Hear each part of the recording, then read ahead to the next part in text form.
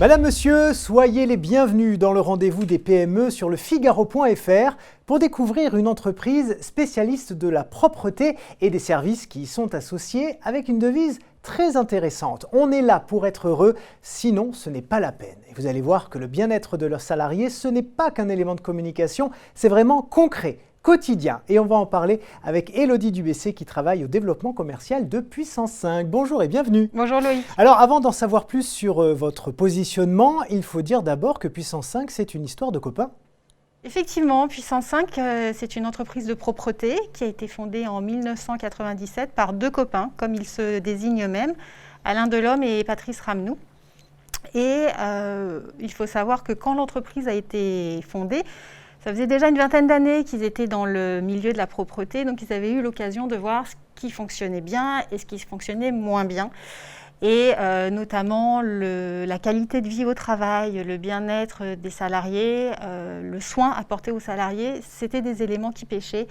Et eux, ils en ont fait leur leitmotiv. Justement, c'est ce que je disais tout à l'heure, c'est une vraie préoccupation quotidienne pour vous, ce bien-être des salariés. Ça fait un peu communication toujours de dire « Ah oui, nous les salariés, on les bichonne, on fait en sorte qu'ils se sentent bien chez nous. » Mais chez vous, franchement, c'est réel. Je pense effectivement qu'on peut dire que c'est réel. D'une bande de copains, voilà, ils étaient deux il y a 23 ans. Aujourd'hui, Puissance 5, c'est 3600 salariés qui réalisent un chiffre d'affaires de 62 millions d'euros. J'ai la faiblesse de croire que le bien-être au travail fait partie des éléments qui ont permis cette croissance. Mais c'est vrai qu'à l'heure où on parle beaucoup de RSE, nous on fait du bien à nos salariés, on en prend soin, ça fait communication bateau. Maintenant, il faut aller au-delà des paroles et voir ce qui se passe concrètement. Cette ambition de bien-être au travail, elle repose sur deux piliers que sont la formation et la santé au travail, dans un cas comme dans l'autre, pour permettre aux salariés de se sentir bien dans leur basket, bien dans leur job. Quand on est heureux, on travaille mieux.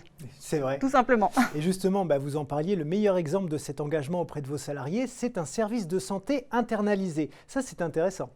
Alors, le service de santé au travail autonome, je ne sais pas si c'est le meilleur exemple, mais en tout cas, c'est le plus récent et sans doute le plus disruptif. Pourquoi ce service de santé a-t-il vu le jour ? Encore une fois, partant d'un constat simple, on est dans le monde de la propreté sur des métiers difficiles, des gens qui sont malmenés. La pénibilité du travail dans nos métiers, pour le coup, ce n'est pas de la com, mais c'est surtout les horaires décalés, les journées hachurées. On est sur une population qui est vieillissante aussi, une population pour laquelle 90% des maladies professionnelles, ce sont des TMS. Donc à l'heure où la population était de plus en plus malmenée ou était de plus en plus en demande de soins, il est apparu que les services partagés, les services inter-entreprises n'étaient pas en mesure d'apporter les bonnes réponses. C'est comme ça qu'a vu le jour ce service de santé au travail autonome qui comporte aujourd'hui un médecin, des infirmières, un ostéo, un dentiste, des consultants en risques psychosociaux, une assistante sociale, des conseillers en nutrition. Vraiment tout un panel de compétences qui sont d'ailleurs spécialisées dans les problématiques de votre métier, c'est ça aussi. Et la formation, alors vous en parliez aussi tout à l'heure. Oui, alors la formation, c'est le deuxième pilier de notre démarche. Alors, quand on parle formation, spontanément, on va penser aux formations au métier, au savoir-faire. On inclut également dans ces formations les savoir-être.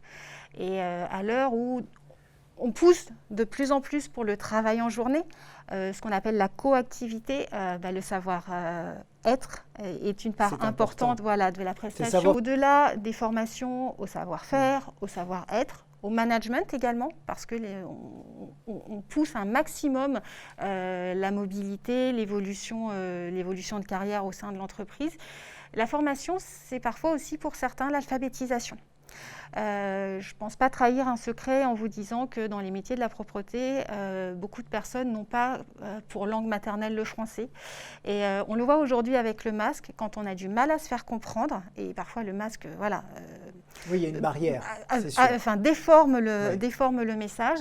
Quand les personnes ne maîtrisent pas la langue, elles ont du mal à se faire comprendre, elles ont du mal à comprendre ce qu'on leur dit, et typiquement, ça ne participe pas à se sentir bien dans son job, bien dans ses baskets. Ouais.